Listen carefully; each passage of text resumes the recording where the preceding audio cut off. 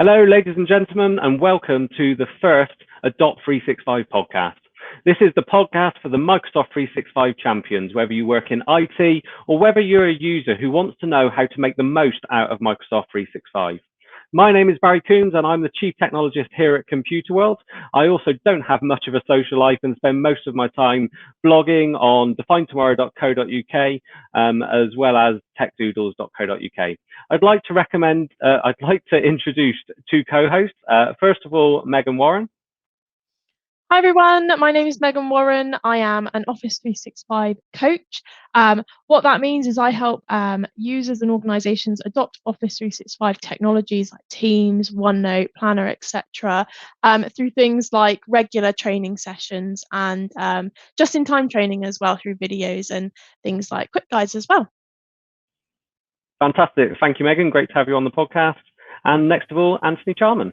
Hi, yes, I'm Anthony Charman. I work alongside Barry and Megan as a business consultant at Computer World with a real focus on understanding how businesses can improve their efficiencies using Microsoft Teams and the whole of the Microsoft 365 environment. Fantastic. Thank you very much, guys. Really excited to get this podcast going. It's going to be a monthly podcast. We want it to be the resource you can come to find the latest features that are making it into Microsoft 365, what's coming on the roadmap and what's going on. But we also want to put a little bit more meat on the bones and talk about a specific subject each week.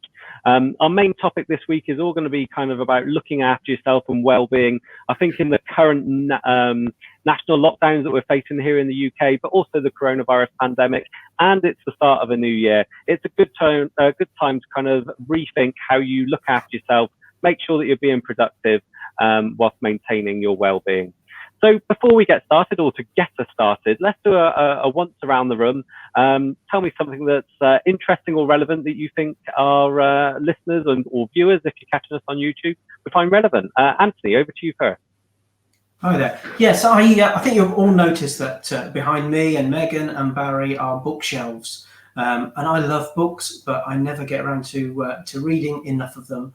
But this week I've signed up to a podcast application called Blinkist, which is something that summarizes books into sections of about 15 minutes into a number of what they call blinks, and summarizes those books to make them very easy to consume. And the real benefit of that is that I've got two books on the shelves behind me that I've been meaning to read for a long time. The first one is Atomic Habits by James Clear, and the second one was High Performance Habits by Brendan Burchard. And I've managed to read both of those books via Blinkist while out running, and being able to adopt things from those into my life. So yeah, I'm turning into an online bookworm and really taking advantage of that service. Brilliant. I love Blinkist. Such a good service, as you say there, Anthony. Just allows you to absorb that content, or at least the best bits of it, without having to spend the time reading the whole complete book. I know there's a lot of CEOs out there. I attended a great session at VMworld that actually use Blinkist to figure out which books they want to read in full. So they kind of get the blink, and then when you find something that really kind of meant something to you, they then pick up the book and then read the whole book. Next of all, then, Megan, what's interesting? What do you want to talk about today? So I've been using an application, not just recently. I've been using it for a couple of years now, called Forest, which is really useful if you're one of those people that is easily distracted by things on your mobile, whether it's a pop-up notification or even if it is just scrolling through Facebook or something like that. What Forest does is it actually almost like locks your phone for you. So you set a timer, so I want 55 minutes to focus now. And what it does is it sets a timer for that and it counts down for you. And whilst your timer's set and whilst you're meant to be focusing, it locks your phone. You can't get onto any other applications. And whilst it does, it grows a tree for you. A little bit of gamification, which I like. But if you do break it and you do go onto one of those apps or read your notifications that are popping up, your tree actually dies in your forest, which sounds really sad and it looks really bad in your forest, so nobody wants a dead tree. So yeah, just using Forest, which is a free application, but really helps me focus and stay off my phone when I don't need to be on it. Fantastic. Such a good recommendation. It's certainly a big challenge for me, my relationship with my phone and all my devices, and something we will cover a little bit later. So before we get on to what's new in Microsoft 365, or certainly what we have been using recently, let's have a few words for our sponsors. Over to you, Megan. So our sponsor for this episode is Iland. So thank you, Iland. Did you know that Microsoft does not back up your Microsoft 365 data? The misconception that Microsoft fully backs up your data on your behalf is quite common, and without a shift in mindset could be damaging to and have damaging repercussions to you and your business. But by adding cloud-based backup to your Microsoft 365 instance, you can protect valuable emails, the notes and files in SharePoint and OneDrive, and much more, while thwarting the worst results of ransomware insiders and accidents. Iland's secure cloud backup offering, powered by Veeam, is a backup solution tailored to help support your Microsoft 365 data. The solution offers a cloud repository that automatically backs up Microsoft 365 users' data, including mail, calendar, contacts, SharePoint, and OneDrive. The solution backs up data daily and provides unlimited storage and unlimited retention, so you can keep as much as you want for as long as you want. This unlimited retention can be vital for security and compliance purposes, allowing you to keep up with the more stringent policies and regulations. By combining the power of Veeam's backup tool with Iland's secure cloud backup for Office 365 can help shelter you against external threats and keep data protected from deletion and loss. Fantastic. Thank you, Megan, there. And thank you to Iland, our first sponsor here on the Define Tomorrow podcast. So as we start to think about Microsoft 365 now and what's new, this is the first episode of the Adopt365 podcast. So what we wanted to do is cover some of the new features that came in towards the end of 2020 and also the beginning of 2021. Moving forward, we intend to go through those that have happened month by month. So Anthony, what are some of the top new features you've seen come in over the past few months that really stood out to you with inside Microsoft 365? Well, there's a few that come to mind. The noise suppression options that are available in Teams now have been fantastic for me. I'm working from home, as many people are at the moment, and there's often a lot of background noise because my wife's working at home as well, and my daughters are back from university. So there's often a lot of noise going on in the house. So the noise suppression option, which is available and very easy to configure, has really been useful for me in that. There's 3 different settings. You can turn it off. You can put it on a high setting, which is very impressive if you do that and pick up a crisp packet and things of that nature and scrunch it in front of the microphone. It'll completely ignore that because it's just pulling out the kind of bandwidths which are involved in human speech. And then there's a low setting which will allow you to, it will just cut out ambient noise. So that's the first feature that I've made a lot of use of over the last few months. The other one, another one, is the drag and drop. So we can now drag and drop email messages, and we can drag and drop attachments from email messages straight into the Teams window and drop it into the files area, and those files will be uploaded. So there's no more of this kind of downloading and uploading to get messages and file attachments into Teams. There are another number of other bits and pieces. I think the ability to move from one device to another without people knowing that you're doing that has also been a useful thing, because I'll often want to move off my main computer onto my iPad to use that and make the meetings more effectively.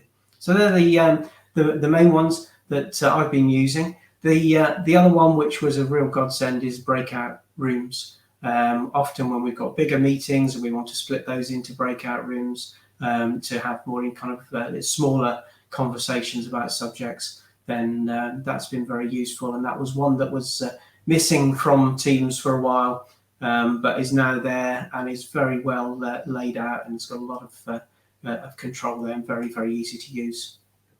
I think it's really interesting to see what Microsoft have achieved really in less than a year. If we go back to sort of March, when lockdown started happening here in the UK and the pandemic was just kicking off, Microsoft were on a good track to be doing some stuff with Teams, but we're far behind, in my opinion, at the time, the features that Zoom had for some of those things, virtual backgrounds, I think breakout rooms came into Zoom early on and things like that. So I think Microsoft is quite impressive to see some of these features that they've implemented, especially things like noise suppression that are very much useful in the home when we've got children and animals running around us and things like that.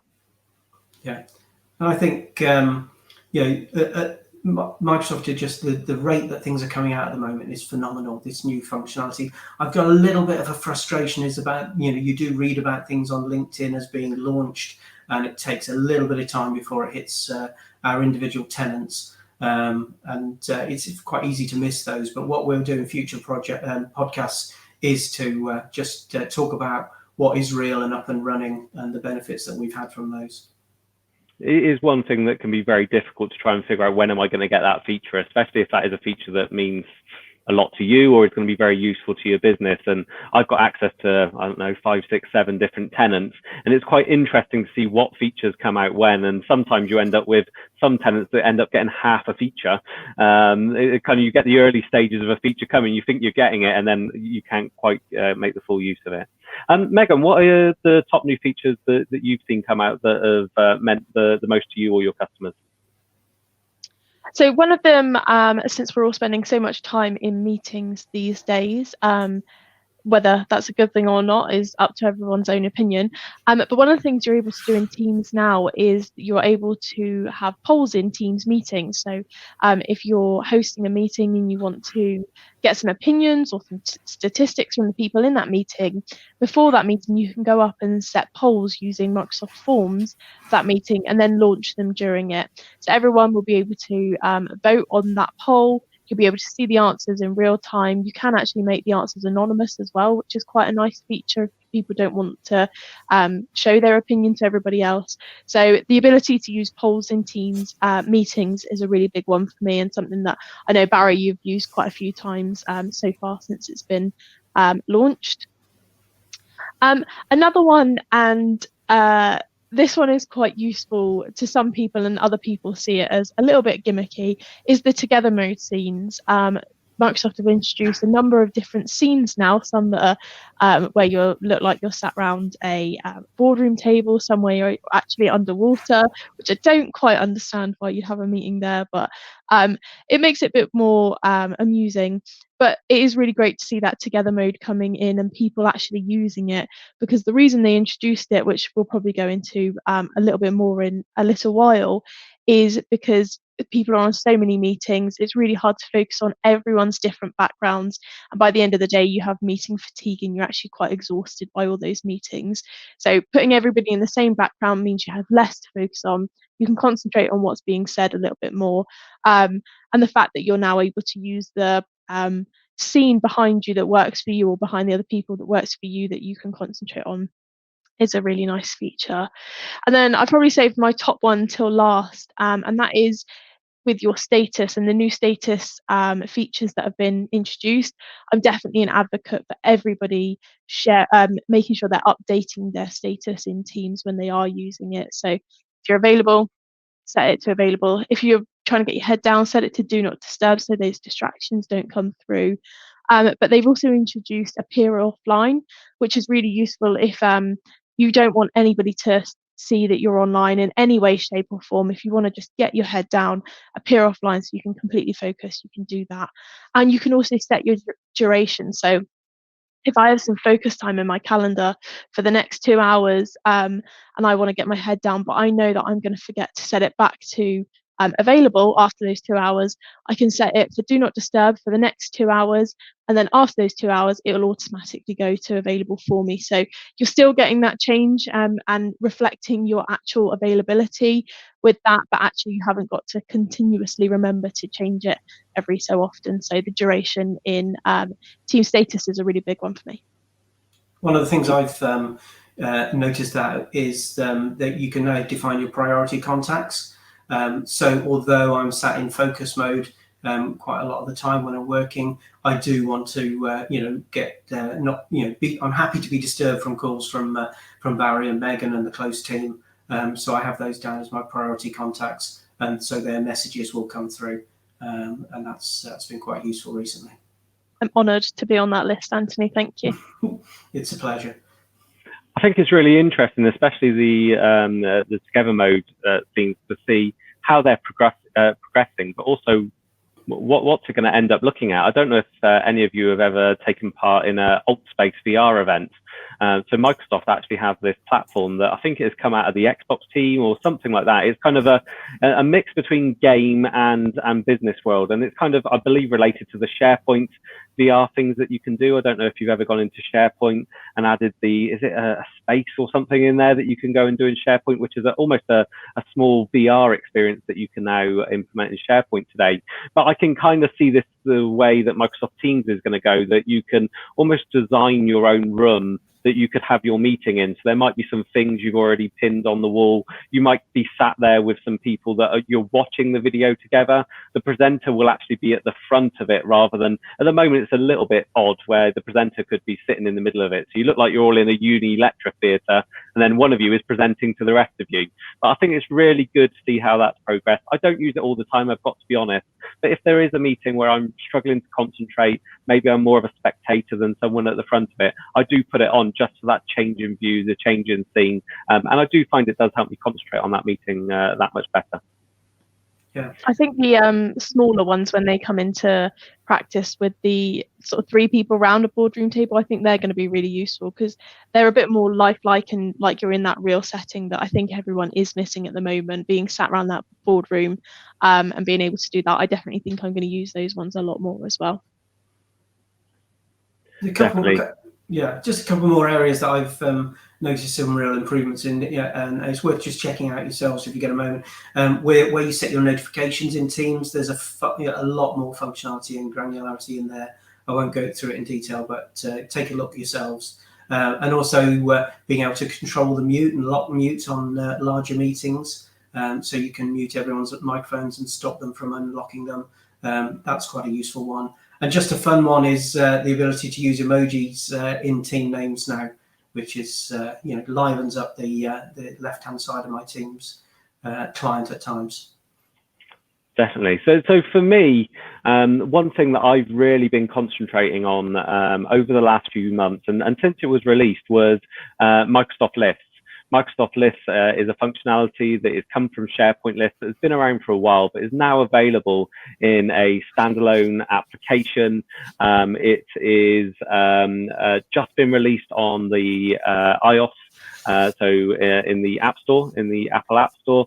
So you can now take the information that you might be tracking, the data you might be tracking from your list that might be integrated into your team, but you're also able to have that on your mobile phone as well. And there was some features and functionality that were spoken about initially when Microsoft List was due to be released, that was being able to comment on any line item inside a list. Now that feature has been available inside Microsoft Teams if you're using your list in conjunction with Microsoft Teams, but if you're using it with the native applications, you weren't able to see that. And even more frustratingly, you weren't able to see where someone had put a comment on a list item. Check-in earlier on today, that is now all working. So inside List, you can see where the comments are, you can make the comments. So that's made that functionality a little bit better. A further functionality is the Forms functionality, where you're able to customize what the form looks like. Now, you've been able to do that since launch, I think, using Power Apps, taking that into there and customizing it.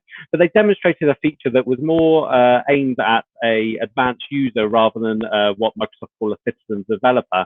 And this is where you can use JSON, a very simple programming language, or a structured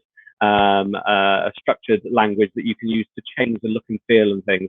And that's now available. So on your form, you can put a header, you can put a footer, you can put the main body, and you're able to change it. Maybe that's a graphic. Maybe you need a link off to another system. Maybe you want your company standard footer on the bottom of it. Something to make it a little bit more visually appealing or a little bit more relevant to the end users. So really, really good advancements that we're seeing there inside Microsoft List.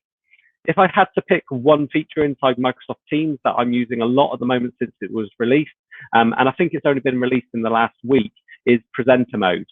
So we've long been able to present presentations directly inside Microsoft Teams. I think it's called PowerPoint Live, I think, the way they badge up that functionality.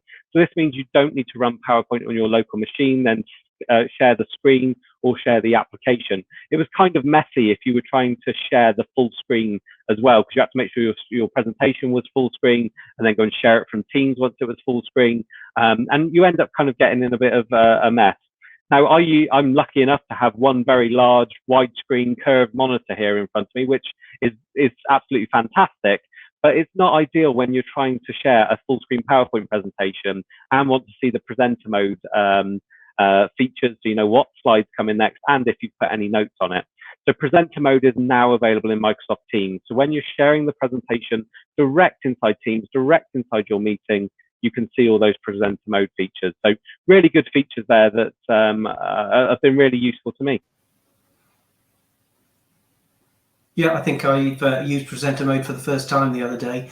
And although I'm meant to be a Teams expert, I've always struggled with delivering PowerPoint stuff from there, and always having to ask people, can you see my screen? Can you see my presentation? Or can you see all my notes around it? But no, that works well. And it's got that great functionality where you can lock the slides so that either people can only see the ones that you're looking at, or you can unlock them so people can pop backwards and forwards through the presentation as you're presenting. So very useful. I was going to mention about the list one there. List is something, when it was introduced, at the first bit, I couldn't get my head round how I think that was going to come into use, because I'm a massive planner user and I thought it may overlap with that slightly.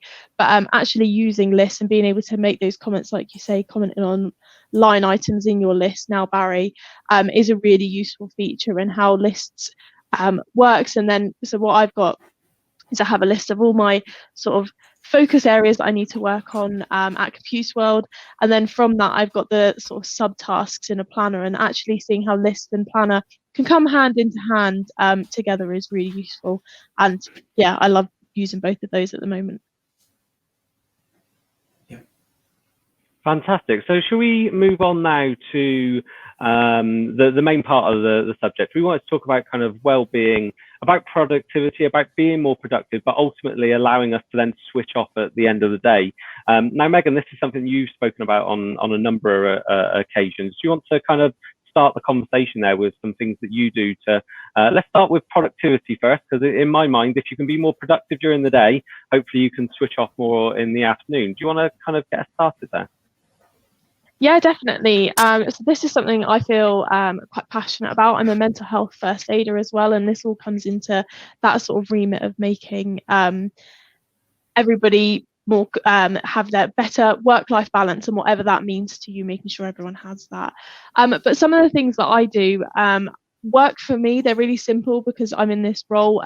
These aren't going to work for everybody, but hopefully a few of you that are listening will be able to take something from it. So one of my things is, and I mentioned it earlier, I'm somebody that when I get an email come in, when I get a text message from anybody on my phone that comes in, I'm someone that feels I should respond as soon as I've seen it. I don't want to make people wait. But actually, that's not my priority. My priority is the list of stuff I have to do in List and Planner. So why am I then putting everyone else's priorities above mine? I need to start questioning that. And that's what I did about 12 months ago. I started questioning how I can shut out the rest of everybody else's priorities and just focus on my own. And my top way that I do that is actually just closing Outlook on my computer. First thing that I come in the morning, at 9 o'clock, I come in and I look at my planner to see what I've got to do today. I don't open my inbox. I keep that closed until probably mid-morning. I open it then, see what's in there, put everything from there into my planner and do that. And then I close it again, because then I'm not getting those notifications coming in. They're not distracting me. And then again, I just open up Outlook when I'm ready to open it. So I'm keeping my priority list to my priority list, not everyone else's, and I'm not being distracted by those. And of course, shutting off my phone, I use Forest app, which I discussed before. I've got to say that for me, the focus time that is kind of suggested within the application has been just a revelation to me. Just being able to book, and I tend to book mine from 8 in the morning till 10 if I can, and just being able to sit down and lock into working on something without being disrupted is just been really, really useful for me. I've, within the last 12 months, I've migrated from working in a kind of very reactive sales environment to being more of a proactive, in a consultative environment where I've got lots of kind of, reports to write.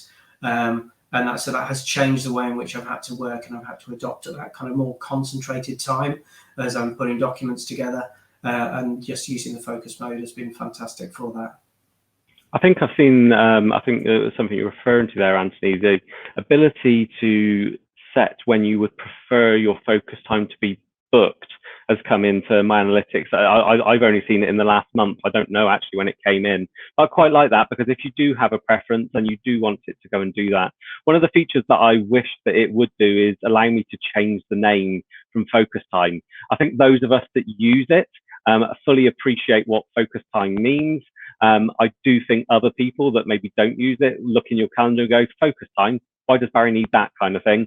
I can probably book a meeting over that. So I'd really like the ability to be able to change it. I think it also, I'm unsure if it puts it in as busy time or what it does in the calendar. So I'd like a little bit more control of it. Let me name it what I want. Barry's really important time would be something more apt for me kind of thing. To just kind of put that emphasis on actually what that time means. That's the time that I actually get my work done. So that's the time that I can focus on my work, and that's where the focus comes from. I do agree with you there, Barry. However, I do also think that this is a mindset change that we need with this. It shouldn't be that you have to tell people why you need to focus time. I think everyone needs to understand that everyone needs that time for whatever reason it is for yourself, whether it is to just go through that monumental email list and all the emails you have in there, or if it is to get your head down to do a document. So I think that change in mindset, getting everyone used to not booking over focus time, needs to be spoken about a bit more, and encourage that people actually allow you to have focus time and book it in for themselves as well, because we don't want anyone getting burnt out as well. I think that's a real difficulty, isn't it? It's how we as an organization, but also as our customers and all of us as human beings, how we can speak a little bit more openly around what we need. I think we generally are very kind of, we want to please people naturally. I think that's what we want to do. Someone asks us to do something, we want to say, yes, of course we'll do that. I attended a great webinar done by the team at Think Productive a few months ago, where they spoke about it's okay to say no kind of thing. And no is the complete word when you can't do something. And I think those themes, along with what you've said there, Megan, is we need to learn to respect each other's time. I love what you're saying around your inbox. So your inbox is full of other people's priorities rather than your own. So I think it is important that we kind of learn to look after ourselves first, look after what we need to be doing, think about what we need to do to be productive. I'm a bit of a bookworm.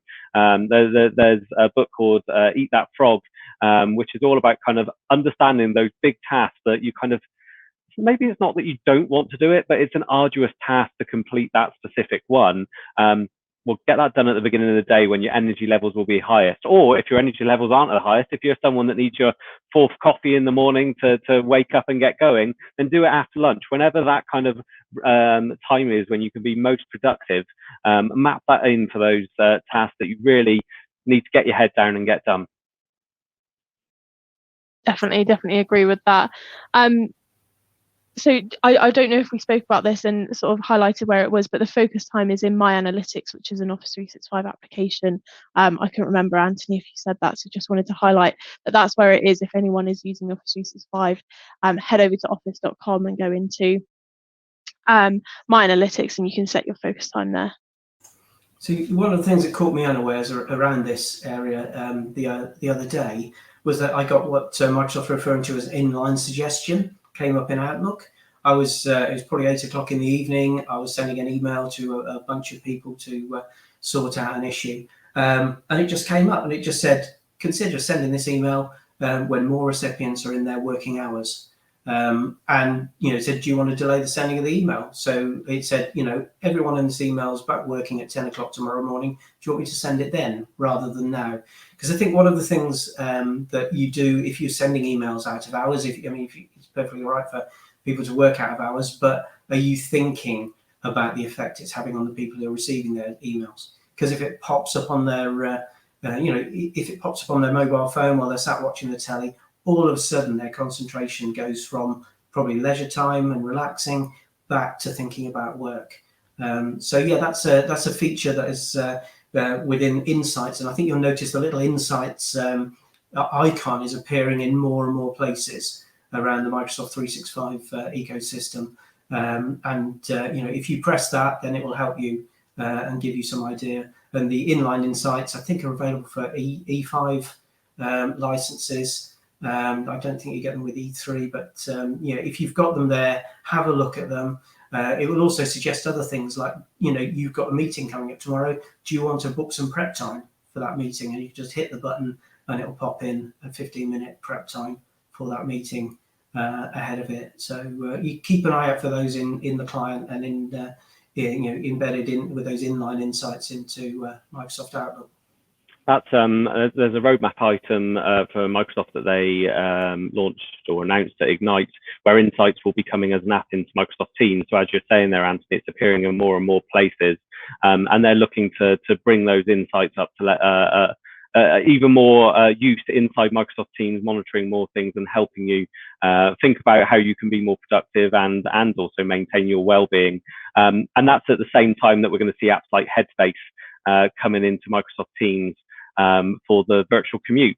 So this is the feature that obviously we've all been trying to escape the commute for years upon years, and now we're all stuck at home. We're wishing we did just have 15 minutes or so to be able to kind of disconnect from work and get back into home life mode kind of thing. So the virtual commute is going to come into Microsoft Teams. Go and do a headspace meditation, go and make sure your checklist off, reflect on how your day's been, and then leave your room ready and fresh, ready to be able to go and tackle the rest of the day. So yeah, it's quite interesting to see where these features and functionalities are coming and growing over time. And that's probably one of the most useful ones of those is something one of my pet hates has always been hour-long meetings. People book you in for an hour-long meeting on the hour, 10 till 11, 11 till 12. And the problem with that is they get stacked against each other, and you have absolutely no time to prepare for the next meeting. And often, if you set it as an hour meeting, then it tends to run exactly to the hour, or even just overrun a little bit. So you can now go into the client and say, I want to shorten all of my meetings. So when someone, when I book a meeting, and you can set how long you want it to shorten by. I think it gives you an option. If it's a less than an hour's meeting, then you can shorten it by 10 minutes or 15 minutes. If it's longer than an hour meeting, then you can set a different length to shorten it by. But I find that incredibly useful in that it gives me a little bit of time to prepare for the next meeting. And also the other thing is, people will probably have noticed this in Teams meetings, but there's a little reminder popping up at the top, which says, you're 5 minutes from the scheduled time of the meeting to finish. And that just pops up on everyone's client and reminds them that, it's time to bring that meeting to an end. I spoke to some friends the other day, and they were saying how much they are benefiting from the fact that if you haven't got a personal Zoom account, then Zoom meetings are limited to 45 minutes. So they are people who, even if they've got a professional account, are using a free one online, because even for their social meetings, they want to keep them short and focused. So I'm not. I've done that myself. So yeah. What is this world coming to, where we're having to limit our social time with our friends to 45 minutes? I definitely agree with all of that, like cutting down those meetings, Anthony. I think that's really important, and I'm definitely learning from you in terms of that. You've definitely led the way in computer world with cutting those meetings down. But also when it comes to meetings, I think so many people send out meeting invites without agendas.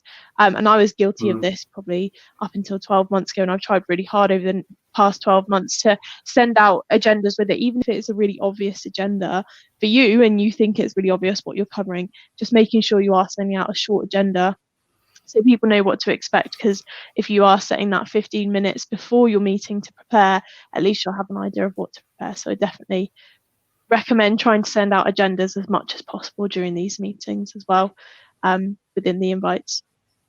And Something else that we talk a lot about at Computer World is the well-being area of My Analytics.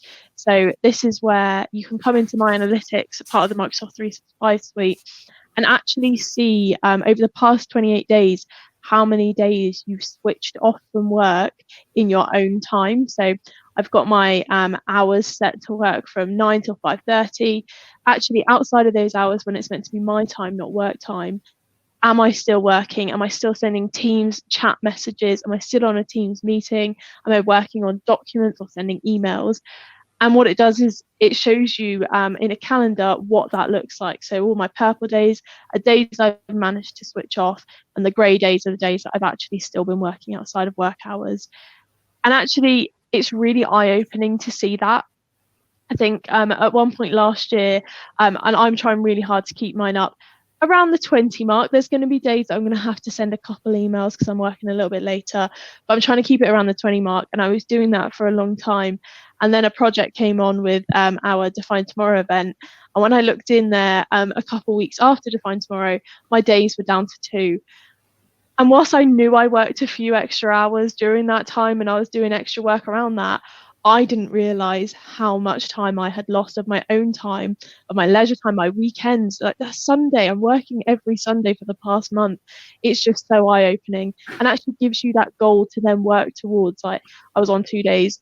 By this time next week, I need to get that up. So the next 7 days, I'm turning it off and not working outside for the next whole week and building that back up. And I am happy to say I'm back up to 18 days. So I'm happy with that now. So, yeah, well. Maybe that's something we can build into this podcast, a bit of kind of let the audience be the people that are judging us on this, and we'll bring to the podcast each episode where we currently are with our wellbeing statistics inside Microsoft Teams. Gives us a little bit of ownership, and get some people reaching out to us. But mine's currently down at 17 days at the moment, which has dropped down in the last couple of weeks. Things are starting to get busy again in the office. Need to just make sure that I'm prioritizing my time in the morning and not replying to it when I should be doing other morning routines, etc. Yeah, I haven't dared look at mine, but I think I've got into this kind of routine where when the meals are out of the way in the evening, I just go back and do another hour of work just to tidy things up, and it's that when we're through the family time. I've got a bit of me time. I do that, but I've got to say, we've had some horrendous moments. There's 3 of us in the house at the moment, and the other day, at about 5 o'clock, I thought I've had enough of this. I need to go and get some fresh air, and I realised the front door was still locked. So none of us had been out of the house in that whole time, and that was just frightening. So I've started to just put a reminder in my calendar to actually get out of the door at some point, just do something for lunch, because I was going crazy. I was finishing at 5, 5:15, something like that, and I was just craving seeing some people in 3D who weren't members of my family. So I kind of got to this routine where I go to the fridge and see if we have we got enough milk, because if we haven't, I've got an excuse to get in the car and do a kind of pseudo commute to the local farm shop to pick up some milk. But it is, I do just, I'm quite a sociable person, and this lockdown's been quite difficult because you're just not seeing people. And I do crave seeing people and just having some idle chat, which is what we've done a couple of things at Computer World. We have kind of social meetings for each department. So I meet together with the pre-sales guys on 9 o'clock on a Monday morning.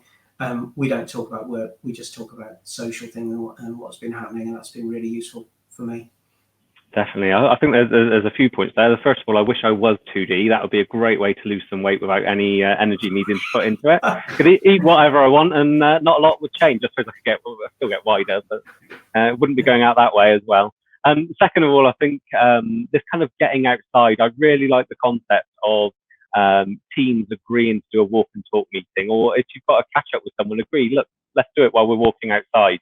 I suppose the feature and functionality, if you need one in Microsoft 365 that could help you, might be audio conferencing. So rather than trying to use Teams on your phone, using your data while you're out and walking, signal going up and down or whatever that might be, Make sure you've got an audio conferencing licensing so you can dial in from your mobile phone. Generally, mobile voice signal will be a lot better than data. Pop your earbuds in and go out for a walk and agree it to be a walk and talk meeting. You don't always need to be staring at the screen. I really like the ability to be able to do that. I think some of the things that are really important to me, and I've already mentioned it, and Megan, I think you mentioned part of this as well, is getting the list that you need to be working on. I spoke about Eat That Frog, and there's a number of ways inside Microsoft 365 that you could manage tasks, you could manage the activities that you need to be doing. We've got Microsoft Planner, which is a great way that if you have teams of people that you need to be working with, you need to be allocating tasks for projects and things like that. Microsoft Planner is a great way to go and do that. I'd recommend that you have a place, no matter where that would be, whether that would be Planner. Microsoft To Do would be another way to do that. Or if you're really fancy and need to have a very kind of heavily designed process that could go through a number of stages and things like that, you could even make your own productivity list out of Microsoft lists. But no matter which one of those you choose, have a place that can be your second brain, the place where you kind of download all of that information that is floating around your head, and make sure that you then have that. And then once you have that, think about, what do I need to do to get this task completed? Is it a task or is it a project in itself? When am I going to do this? Is there someone that I should be sharing this work with? Should I be delegating this piece of work? And one of the things that I've been doing is making sure I've got a really strict morning routine, getting up at an appropriate time, not spending several hours in bed scrolling through my phone before I decide to get up. Get up, brush my teeth, get downstairs. I do 10 minutes of meditation. I do 10 minutes of stretching. I do 10 minutes of journaling, and then I'm on to my task list. What is it that I need to be getting done today? What are my priorities? And is there anything else in my mind? And one of the things that has really helped me do this is me leaving my mobile phone charging downstairs when I go to bed, because it means that I'm not going to just turn over, grab the phone and stay in bed and spend several hours looking at the latest Microsoft 365 information on LinkedIn that I find, or spend hours upon hours looking at the latest Casey Neistat videos on YouTube. Any of those things that you kind of don't realize you've been sat there doing something for 2 hours and you could have been more productive. So I suppose to summarize that from a Microsoft perspective, it is have a second brain, whether that's To Do. If it's just yourself you need to manage, To Do is great. You can have different lists in there. You can move stuff around. If you're likely to be collaborating with someone else, use Microsoft Planner. If you work in a very process-defined department where you need to be moving things around, work and create your own one outside of Microsoft List. And then leave the devices behind. When you want to switch off, take the distraction away from you, make it unattractive as a habit, and concentrate on the family or whatever it is that you want to be doing. I'm actually proud to say that I've been on my phone less this year so far, and an iPhone battery. I have got a new iPhone, so the battery's probably a little bit better. But I am happy to say that my iPhone battery at the moment is lasting somewhere between 2 to 3 days, whereas I used to charge it every night because it was down at like 20% every night. But at the moment, it's lasting 2 to 3 days. I feel like I have a Nokia again. I'm really proud of myself for that.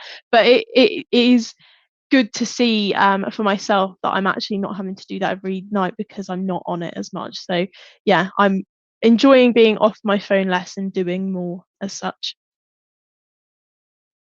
Are there any last tips, anything that we've missed around well-being, about being more productive in Microsoft 365 before we summarize our key takeaways from this session? Because I'm keen to make sure that we kind of leave people with a good summarized list of things they should be going away and looking at. I think one of the things I would say is just trying to shorten your meetings. Don't naturally drop to an hour or to my new shortened 50-minute meetings. If you can do it in 15 minutes, book a 15-minute slot. It will focus people on that and give a clear agenda and move through it. Otherwise, we tend to have meetings out to fit the time that we book for them.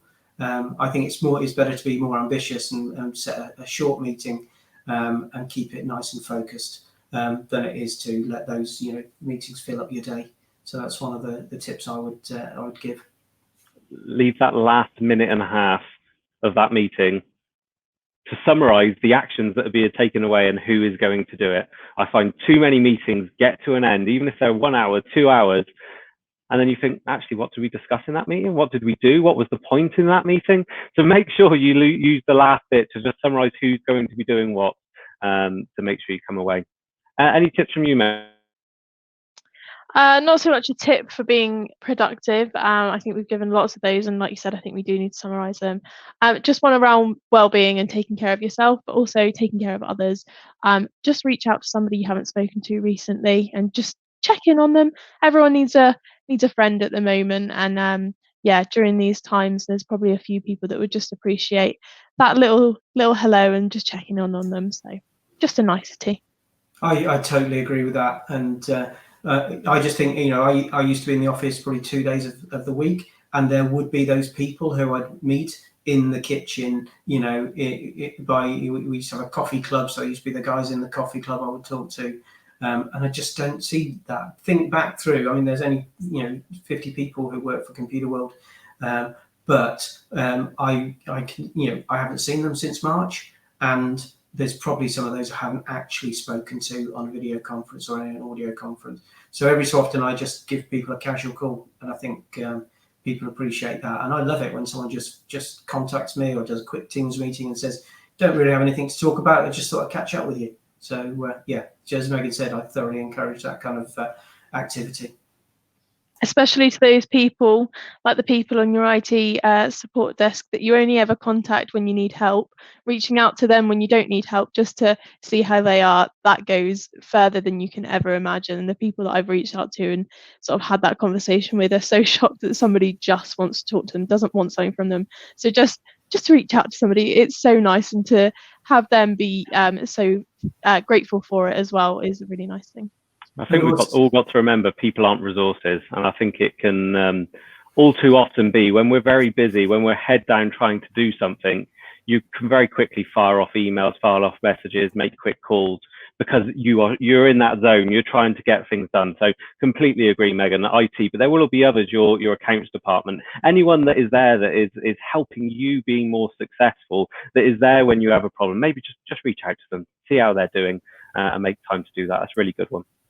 Yeah, and make use of, we have Yammer implemented, so people get praised on that quite regularly. And I know it gives you a bit of a buzz when you get your own name mentioned in things like that. So we use that praise functionality, and if people are praised in there, then put some comments, and respond as part of that community. So it's all good stuff just to be encouraging people, especially people you're not seeing every day. Definitely. So some really good comments and suggestions, really good conversation there, guys.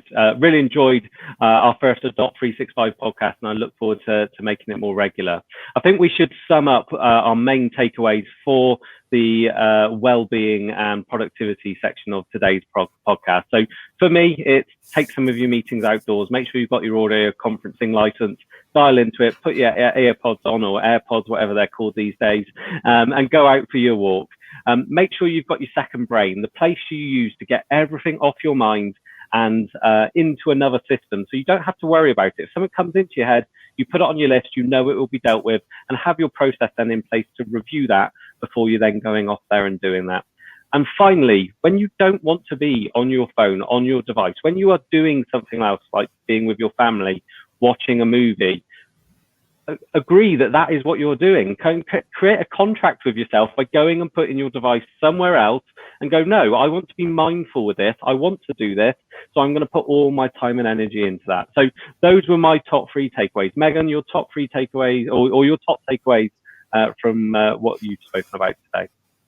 Yeah, so my top takeaways would be make sure you're setting your status in Teams. The worst thing is when you're set as available and someone messages you and you get, oh, why are they messaging me? I'm busy. They don't know that unless your status is set. So just make sure you are setting that status in Teams. And if anyone else's status is set to do not disturb, respect that as well. Don't be the person that expects people to respect theirs but doesn't do that for others. So yeah, status in Teams, setting your status, etc., and respecting statuses is one. And then my other one is just go into Microsoft My Analytics and look at that well-being bit. See how you're doing at the moment, and then check it in 2 weeks, 3 weeks, 4 weeks time, and give yourself that goal to work towards. And whilst no one else will be able to see it because it is private to you, if you want a bit of accountability, share it with your friend, your partner, someone you work with, and say, by this time next month, I want it to be 5 days higher. I want it to be at 20 days, and set yourself that goal to work towards, and then make that real effort to work towards it, and hopefully get more time for yourself as well. So they were my 2. Anthony, over to you. Yeah, just to add on to those, to the look at those settings to shorten your meetings. Just go in and go and do that now. And I can assure you it will give you some time. And also look at the options in there for setting focusing time, and start to think about how you can use that focus time effectively and get that into a rhythm and a habit in your life. And also read some books. I've as I mentioned at the beginning, Blinkist has been a bit of a revelation to me. And it's not just the way in which it delivers books means that it's the key takeaways from them, but they are still key takeaways that you can enact in your life. So I think, from the Atomic Habits one, this concept of habit stacking. So things that you do habitually at the moment, link them to things that you want to do. So, try and link 2 or 3 things together so that your mind associates those together. So when you get to the time for doing the one you're happy with, add one that, is more challenging on top of that. But no, that's my takeaways from what's going on at the moment. Brilliant. Well, thank you ever so much both for joining me on today's Adopt365 podcast. We really hope that those of you that have tuned in on YouTube or listened to the podcast have been able to take something away that help you be more productive or look after your well-being. We're going to be back next month with another podcast, and we're going to spend a little bit of time talking about the resources that are available for you to help learn Microsoft 365 and the tools and features that are available, but also how you can help your colleagues and ensure your organization is moving everyone forward at the same time. So thank you very much for joining. Be sure to check out adopt365.co.uk. We will publish all the podcasts on there. Thank you very much. Thank you.